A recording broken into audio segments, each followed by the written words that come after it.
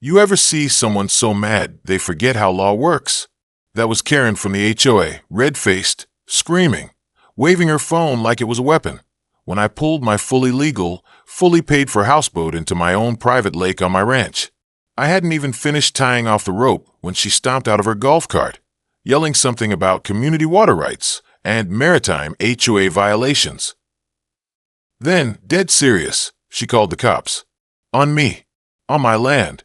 7 minutes later, the police were laughing. And 7 minutes after that, I bought the very Marina her entire HOA depends on. But let me start at the beginning. Because this wasn't just about a boat. It was about control, power, and what happens when someone thinks they can bully the wrong man. I've lived on my ranch for 10 years. It's quiet, peaceful, and exactly the kind of place I'd always dreamed of owning. My lake, yes, my lake, is about 15 acres wide, spring-fed, and entirely within my property lines. It's surrounded by trees, wildflowers, and nothing but nature. For years, I'd fished off a little dock I built. Then one day, I thought, why not bring a houseboat? Not to live on, but just to relax, host friends, maybe take it around the water on sunny afternoons. Enjoy my land. I bought a modest but beautiful 2-story houseboat from a guy who was moving off-grid. Custom woodwork, solar panels, a rooftop deck. It was a beauty. Now here's the thing. My property borders a neighborhood that does have an HOA. Their homes are down the road, across a fence line, and technically, some of them have access to their own small community lake on the other side of a ridge. But for years, a few of them had been sneaking down and fishing in mine. I never said anything. I'm not that guy. But apparently, Karen was. The day the houseboat arrived, I was grinning ear to ear. A buddy of mine brought it over on a custom trailer, and we carefully backed it into the lake, using my ranch's boat ramp. I was out there barefoot, tossing ropes, soaking in the moment. I even had country music playing from the speakers on the upper deck. That's when I heard the sound that could only mean one thing: an HOA golf cart coming way too fast. I looked up. There she was, Karen. She skidded to a stop just outside my fence line. Didn't even ask permission to come in. Just flung open the gate like she owned the place. She marched down toward the dock like she was conducting an inspection. "What is this?" she snapped. I blinked. My boat." "You can't have that here," she barked. I laughed. "Pretty sure I can. This is my lake." She pointed at me like she was issuing a verdict in court. "This water connects to HOA property, which makes it our jurisdiction. You're violating our watercraft standards." I was stunned for a second. This lake is 100% on my ranch. It doesn't connect to your HOA. That's not the point. It's about visual harmony and environmental impact. Visual harmony? I tried to reason with her, showed her the county land survey maps, even pointed out the posted signs. But she wasn't interested in facts. She wanted control. And then, in full view of me, my friend, and 2 ranch hands who were just trying to enjoy a cold drink in the afternoon, she called 911. "I'd like to report an illegal boat launch," she said loudly. "Yes, it's violating HOA regulations and affecting our community's property value." She turned toward me, smirking. "You'll be fined." I raised an eyebrow. "You gonna fine me on my own land?" That's when the ranch hands started laughing. Loudly. She didn't like that. 15 minutes later, a sheriff's deputy pulled up in a cruiser. He stepped out, sunglasses on, hand resting on his belt. Karen practically ran to him. "Officer, thank God. This man is launching an unauthorized vessel and disturbing HOA-approved tranquility standards." The deputy looked over at me, then at the lake, then back at her. "Ma'am, is that your property?" "No, but our HOA has water rights." "Ma'am," he said again, slower this time. "This is a private ranch. The lake is fully inside his property line. You have no jurisdiction here." She turned beet red. But the boat, the visual disruption, the rules." The deputy chuckled. "Ma'am, there's no law against owning a nice boat." After she stormed off, yelling something about escalating to the board, I thought that'd be the end of it. Oh no. The next day, I received a letter. Not from the HOA directly, but from their lawyer. Apparently, they were suing me for visual pollution, maritime encroachment, and this one was gold. Spiritual disharmony between architectural elements.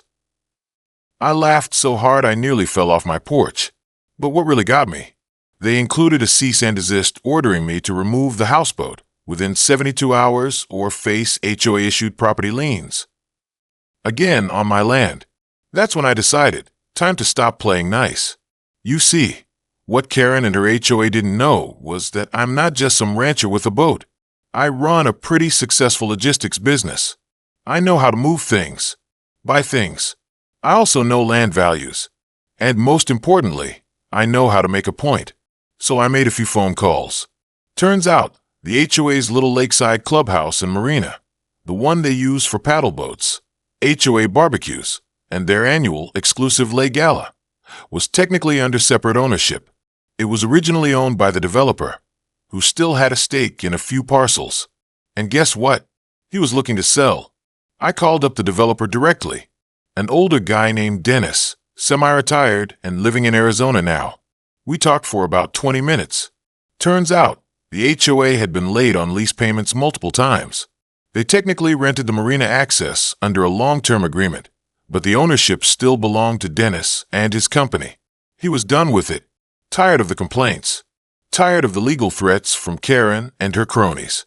When I asked him how much he wanted for it, he chuckled. "You're serious about buying it?" "I'm serious about ending a headache," I replied.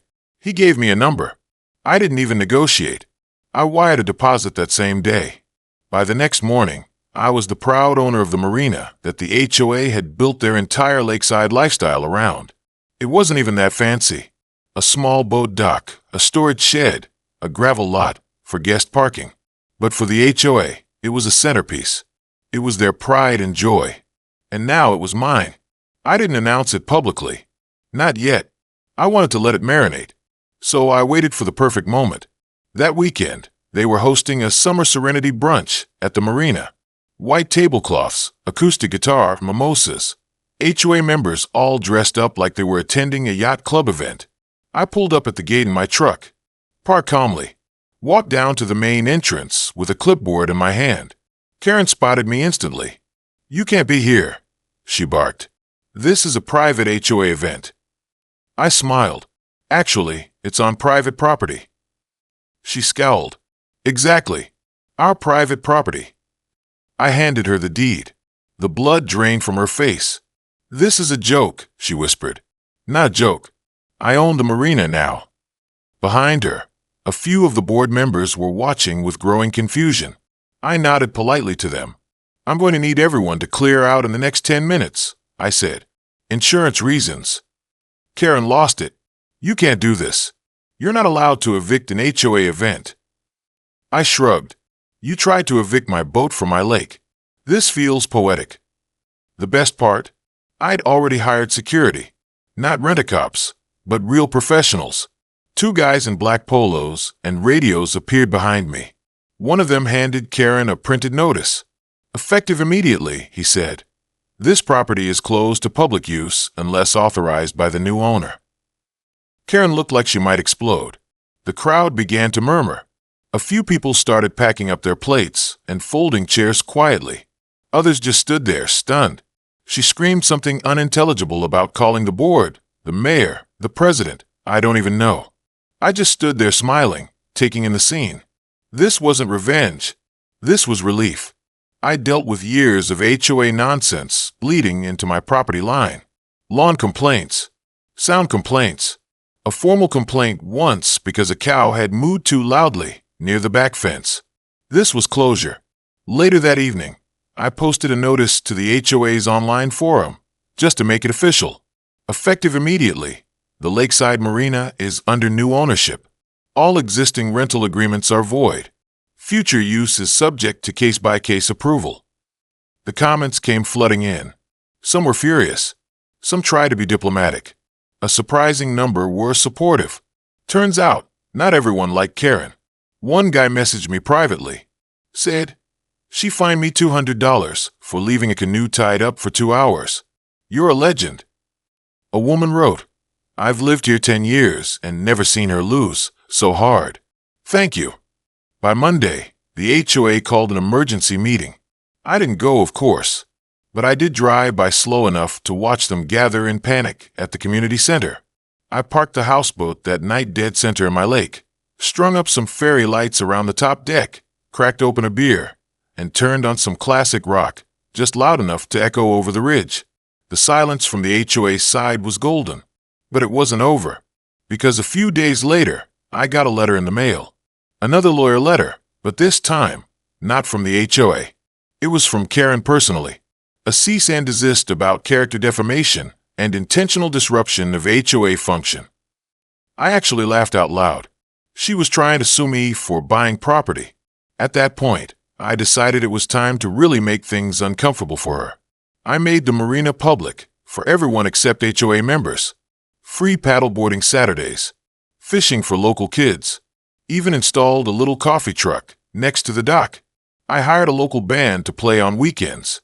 It became a little oasis, right in the backyard of a neighborhood that had spent years trying to make life miserable for anyone not bowing to their rules.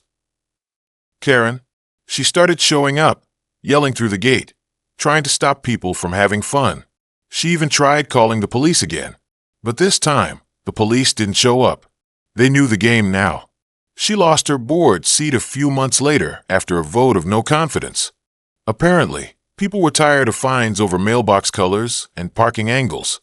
Meanwhile, I was living my best life, floating, grilling, and waving to every angry glare from across the ridge like I was the mayor of freedom. A few months after the Marina takeover, I started getting visits from neighbors. Not the hostile HOA board types, but regular folks. Some brought baked goods. Others just wanted to shake my hand. One guy, Mark, told me he'd lived there for 15 years and had never seen anyone stand up to Karen and win. She fined my wife for having garden gnomes, he said, shaking his head. Actual gnomes, like 6 inches tall. It was hilarious and kind of sad. More than once, I heard stories about how the HOA had bullied widows, threatened young couples with liens, and fined people for disruptive energy landscaping. Whatever that means, I realized something. Karen wasn't just a problem for me. She turned the whole neighborhood into a quiet war zone. And I had something they didn't, leverage. The Marina wasn't just a party spot anymore. It became a message that you could push back, that you could take back your peace. So I started inviting people in. No fees, no rules, just respect the space. I put out lawn chairs, fishing poles for the kids. I even let a local food truck park on weekends. It became a community hub, ironically, the kind the HOA pretended to be. One afternoon, a small group of teens from the HOA side came over with a sign they'd drawn themselves, Karen-free zone. I nearly cried laughing. The more we opened up, the angrier Karen got. She tried organizing a protest. 5 people showed up. 2 of them left when they saw we were grilling burgers and playing music. Then she tried to get the city involved, claimed I was running an unauthorized business. City inspector came down, looked around, and left with a bratwurst in hand. Looks like a private property barbecue to me, he said. The HOA tried one last desperate move. They raised dues on their members, citing external legal pressure. That didn't go well. 2 families sold their homes and moved within a month. Another couple started a petition to dissolve the HOA entirely. I stayed out of it officially, but people knew where I stood. And Karen, she started getting quieter, less public. Then came the drone. I noticed it hovering above my lake one morning. Small, fast, circling a little too close to the boat deck. I walked out with a cup of coffee, stared up at it. The next day, I spotted it again, this time closer to the windows. Creepy wasn't even a word. I figured it had to be Karen. Nobody else had a motive. So I bought my own drone. A big one, with a speaker. The next time hers showed up, I launched mine. Flew it right next to hers and blasted a pre-recorded message. You are trespassing. Please return to your HOA surveillance grid. Hers jerked midair and zipped off like it had been caught peeking into a window. I never saw it again. Things settled after that, until the local paper showed up.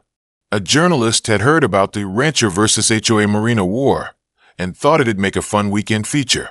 He brought a photographer, asked some questions, took shots of the houseboat, the Marina, and even the sign the teens had made. The article hit Sunday morning.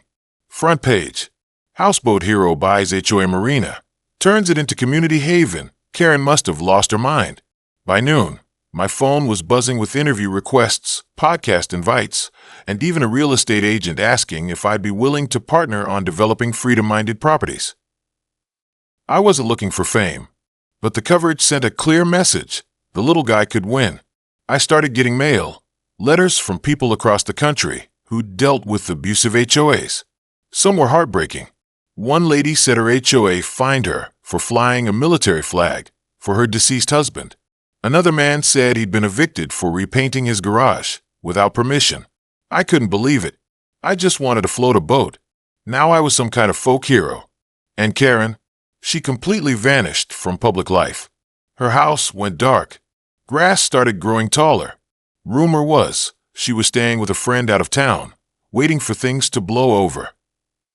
They never did. The new HOA president was a guy named Alan, soft-spoken, logical, and actually willing to listen. He invited me to a board meeting as a neighbor. I declined, told him I had fish to catch. Instead, I sent over a tray of brownies and a note. "Don't be like Karen." He sent back a smiley face. Fall was rolling in by the time the last major ripple from Karen's rain faded. The trees turned gold around the lake, and I found myself spending more and more time out on the houseboat, just soaking it all in. What started as a little rebellion had turned into something bigger, a genuine shift in the local atmosphere. The fear was gone. People were living again, laughing, and most importantly, not worrying about whether a garden gnome or mailbox paint would get them fined. One afternoon, I was cleaning up around the dock when a familiar golf cart rolled up. It wasn't Karen, thankfully, but her husband. First time I'd seen the man, without her breathing fire beside him. He parked a few feet away and stepped out slowly, holding something in a brown envelope. He looked tired. "I won't take much of your time," he said. "I just thought you should have this." He handed me the envelope, nodded, and left. Inside were copies of internal HOA emails. Real nasty stuff. Karen threatening members, mocking homeowners, even ordering surveillance of a widow who'd planted sunflowers in her yard. The last page. A typed resignation from Karen dated 2 months earlier, never officially submitted. I didn't do anything with the files. Didn't have to. The truth had already done its job. Weeks later, I heard she'd sold the house. Quietly. Moved to Florida to start over. Fine by me. The HOA itself became something closer to what it probably should have always been. Community-minded, helpful, respectful. Alan and I still didn't exactly hang out, but we shared a few nods across the fence now and then. Mutual respect. That was enough. The houseboat stayed put.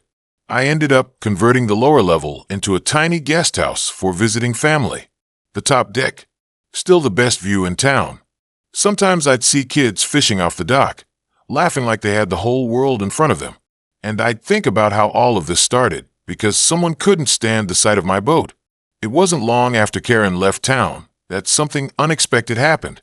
A local real estate developer reached out to me, said he read the article in the paper and wanted to talk. Normally I'd have ignored that kind of message, but curiosity got the better of me. We met at a diner just outside town. He laid it out plain. "We've been watching the shift out there near your ranch. You've basically turned the lake into a destination spot. People are talking. We'd like to partner with you. Maybe build a small, exclusive retreat. No HOA. Just freedom, views, and water." I leaned back in my chair, half smiling. "You want to turn my lake into a resort?" "Not a resort," he said. "A statement." I didn't say yes, but I didn't say no either. That night, sitting on the houseboat with the sky burning orange behind the hills, I thought about it. What started as a personal project, a quiet way to enjoy my land, had turned into a symbol for a lot of people. A place where nobody could tell you how tall your grass should be or what shade of blue your shutters were allowed to be. But I didn't want to ruin what we had. The quiet, the community, the balance. So I came up with my own idea. Instead of building new homes, I opened the space up to host workshops, nature retreats, art classes, veterans groups. Everything was low impact, respectful, and invite only. And the best part, every time someone asked how it all started, I just pointed to the houseboat. That little thing. They'd say, "Yep, Karen called the cops over that." One guy laughed for a solid minute before shaking his head. She really picked the wrong rancher.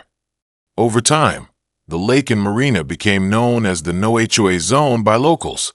People started requesting to host weddings there. Even a band filmed a music video on the dock.